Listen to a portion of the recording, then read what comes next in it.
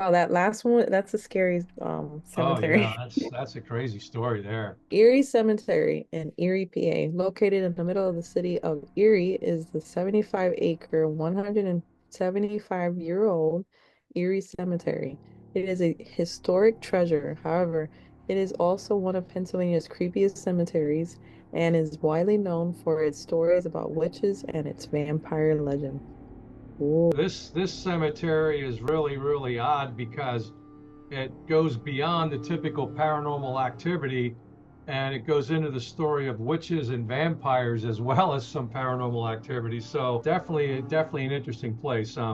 So the Erie Cemetery has many old historic gravestones, buildings, and crypts around the cemetery as well.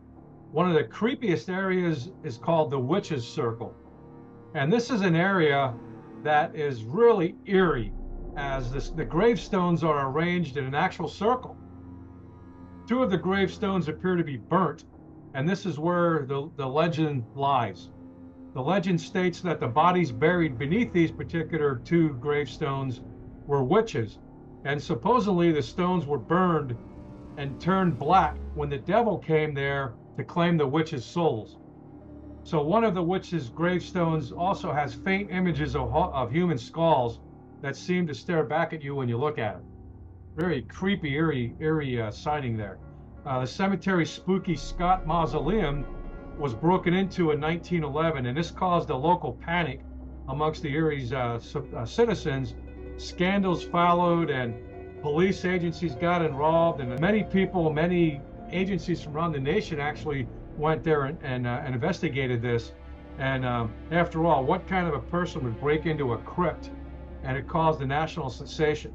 The most bizarre story is that of the vampire crypt, which has no names or markers except the prominent V.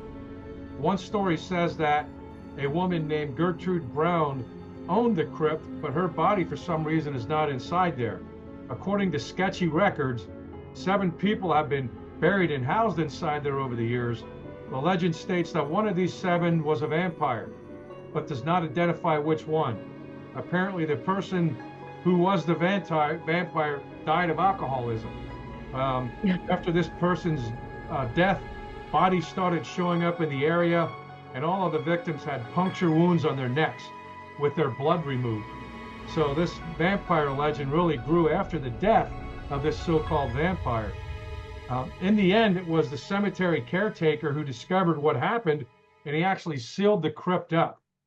So as the legend grew, so did people's curiosity. They just had to know if an actual vampire was sealed inside, and the stories say all that who attempted to find out met untimely deaths. There's the story of the Erie Cemetery. Wait, so if you go and try, who all the people that have tried to like invest even more in this cemetery, they've died. Right, the vampire story.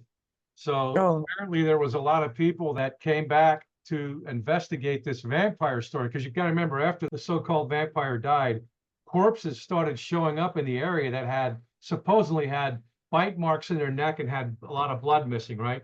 So after this, people started to investigate this, and according to the legend, they wound up dying untimely deaths. oh man, that one's getting me. So crazy cemetery with stories of both paranormal witches and vampires.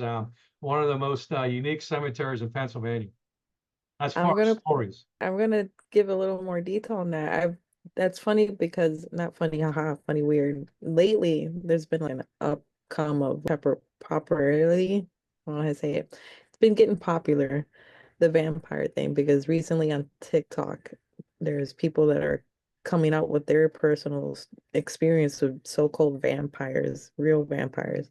So that's interesting, the story. Yeah, and it's crazy. That's right up there in Erie, Pennsylvania. That they have paranormal witches and vampires all in this one cemetery, and it must be a creepy place to visit. I've never been. Yeah. I would like to go there. That's the witches and vampires. It's calling me.